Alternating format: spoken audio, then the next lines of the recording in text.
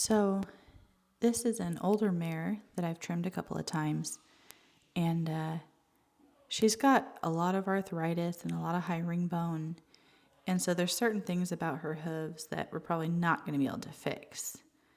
So kind of just maintain her to the best of our ability, and with her trim right now, I'm starting off by trimming the wall, and the medial side was higher than the lateral side, so I started there first.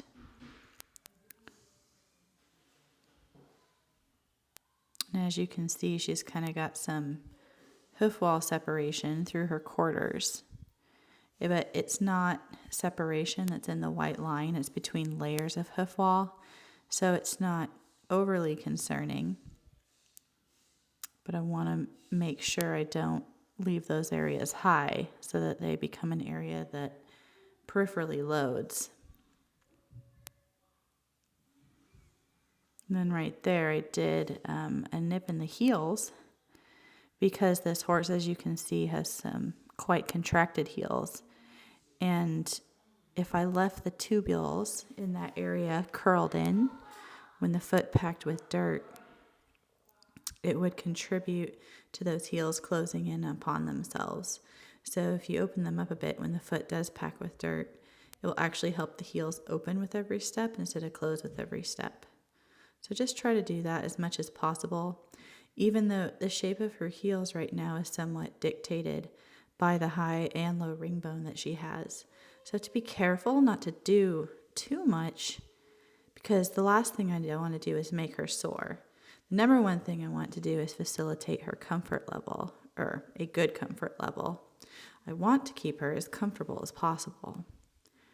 So there are certain things in the hoof capsule and above the hoof capsule that can prevent a foot like this from opening up. I'll work on another horse that has feet that are very similar to this, and we've tried for a couple years now to see if we could get those heels to spread open a bit, and I think the rest of the pathology in the lower limb is preventing that from happening. So that might be true for this horse as well. I don't know. Time will tell. And now I'm currently removing some of the necrotic frog tissue. That's one other thing that's difficult with horses that have contracted heels. The tissue of their frog can very easily become infected with thrush and fungus and bacteria and yeast. So if any of that affected tissue stays in the hoof, it just becomes a breeding ground for further infection. So try to remove as much as possible at each trim, but I also have to be mindful that I don't go too deep and get into live tissue, because the last thing I want to do is harm a horse or make a horse bleed, but at the same time I need to remove some of that stuff that's in there. So I'm taking small slivers and trying to be mindful of that and maintain those boundaries, and not dig in too deep. There I'm checking the depth of that separation that's in the quarters. It's not too deep, so I think I just decided to rafts down the medial and lateral quarters a little bit, put a bit of a stronger bevel on them. And a lot of the balancing with horses like this I do from the top, once I've got pretty good balance on the bottom of the hoof.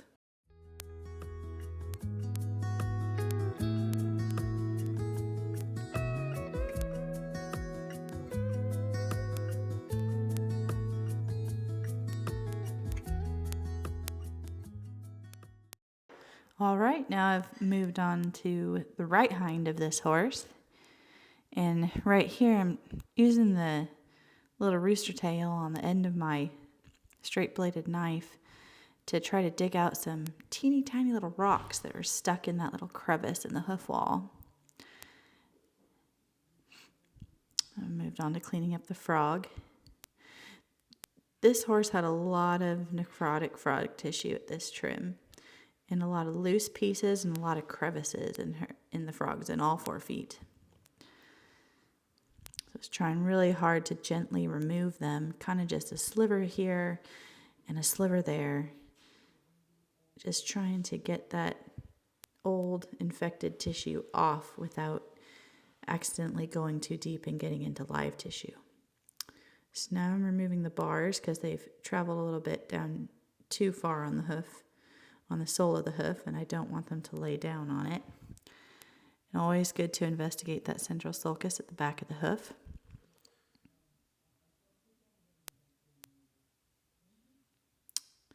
Look a little bit undecided. So I'm just taking that lip of lamina that's on the edge of that separation off before I started rasping the wall. And that medial toe quarter was longer and that medial heel was longer, and that's why I started rasping there.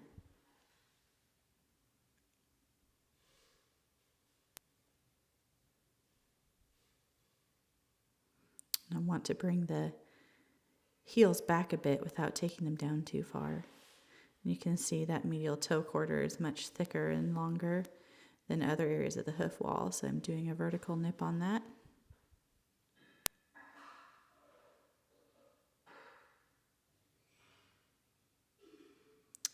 Medial heel must have been a little tall still. Now I'm trying to round the edges of my hoof wall, make them a bit smoother, especially where that separation is.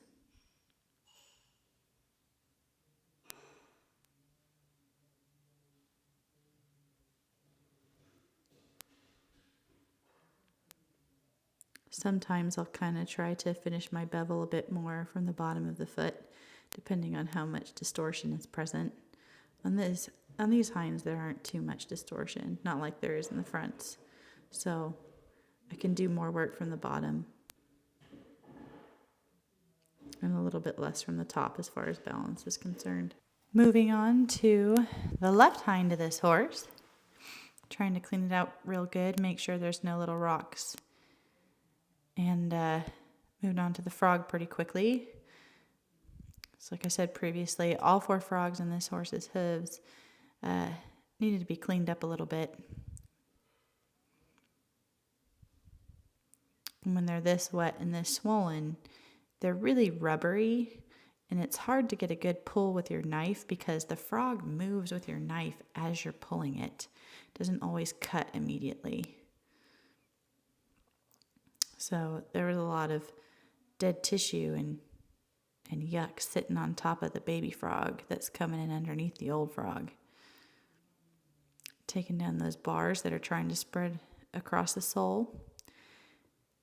If they spread too much for so long, you can kind of risk them becoming a pressure point, and you can actually get small abscesses underneath those areas. So pretty important to remove some of that material.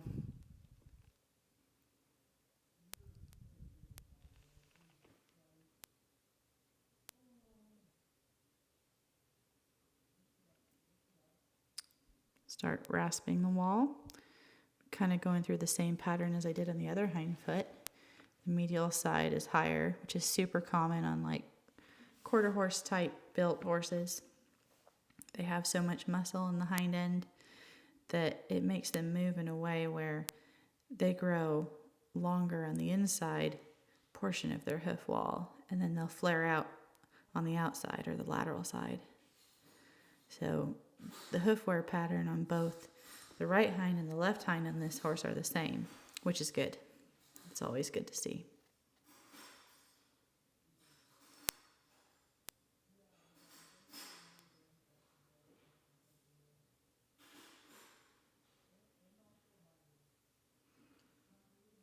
Lots more rasping, kind of removing material and creating my bevel at the same time.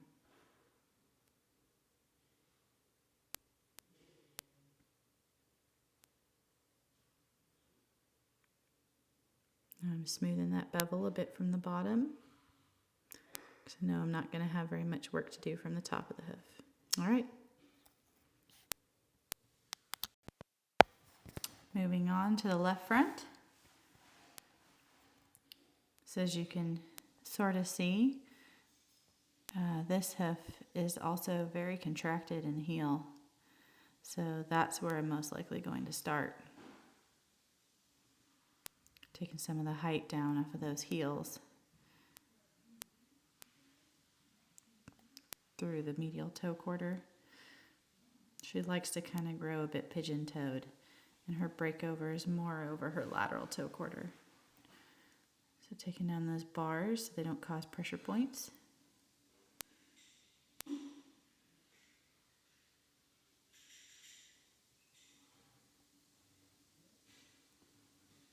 And another ooey gooey frog that needs some tissue removed. And what we're going to do later on in this video is treat all 4 of these hooves with a product I make called healing hoof clay, which I use to kill fungus, yeast, and bacteria. And it stays in the foot pretty long, even when the weather's wet. So when it's dry, I have people put it in the hoof probably once every week, sometimes twice a week. But even in wet weather, I found it in the central sulcus of hooves when it was put in there about a week previously. So it's pretty cool stuff. It stays in for quite a while.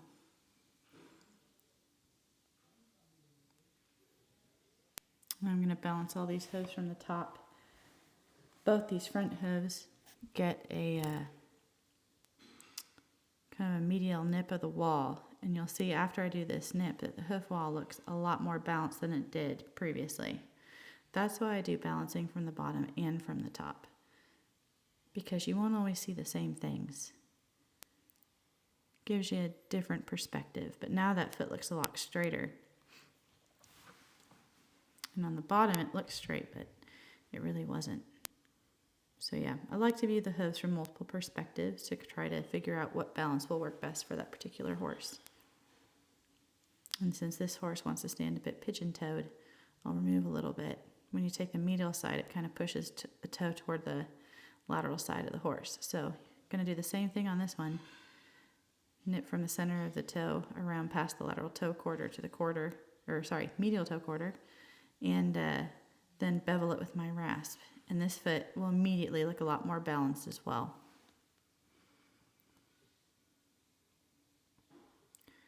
And everything I'm discussing really is just specific to this horse.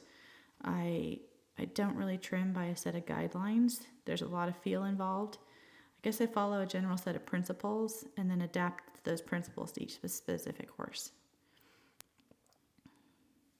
And yep, doing the same thing to the hinds. The hinds are really just getting a bevel. Take a little bit of a lateral flare off with my rasp, but not much, mostly just beveling, because they're a lot more balanced than the front hooves are on this horse.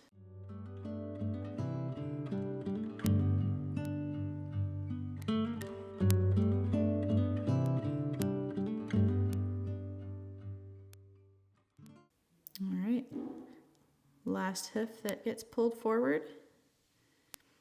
Once again, just beveling, making sure there's no rough edges, making sure everything's smooth.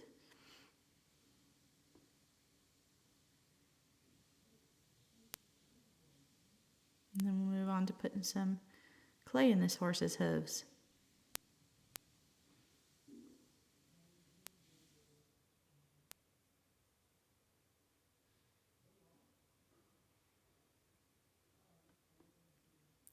There it is, a little jar of healing hoof clay. So this horse has some big central sulcus infections. That's also why I've left her heel so long, because the last thing you want to do is dump a horse like this on a frog and heel bulbs that are compromised and are sensitive. And I'm kind of pushing that clay in there with the edge of my hoof pick. And it's hard to see on the camera, but every time I pushed it in there, she flinched a little bit. So that area is incredibly delicate and sensitive. So when you're putting any product into an area like that, you need to try to do it as gently as possible. Not that I want to lecture anybody, but I try to do it as gently as possible myself. So you can see I think she had it in either all 4 feet or 3 or 4 of them. So she got clay in every hoof, and that one's sore too. And she's a pretty old gal, so when I get to the end and I'm just putting clay in, I like to see if they'll just rest their foot like that on the mats and relax, because sometimes it's hard for them to hold it up in the air. So I just try to give them that option. So, yep, more clay in this hoof too. I thought this one looked a little bit better.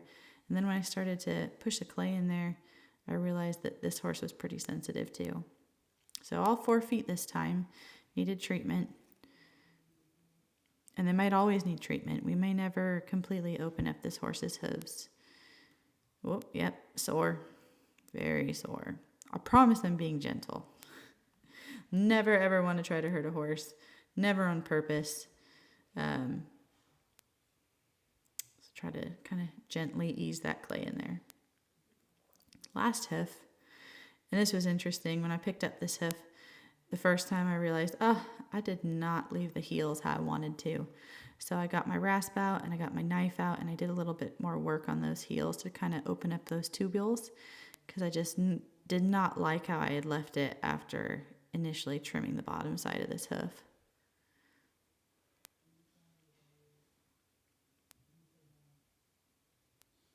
Found a little bit of frog too, I guess. But mostly the heels, mostly trying to open up those tubules a little bit so that they're not crushing so bad when the hoof is weighted and packed with dirt. Now she gets some clay in this hoof. But that's the most important area to treat, that central sulcus, because if they have pain there, they're going to land flat or toe first. And if they land flat or toe first, they're just going to perpetuate the dysfunction they have in their hooves. What we're going for always is a heel first landing. But I think we're about at the end of our video. So I'll say now, thanks for watching, everyone. And hope you found this information interesting.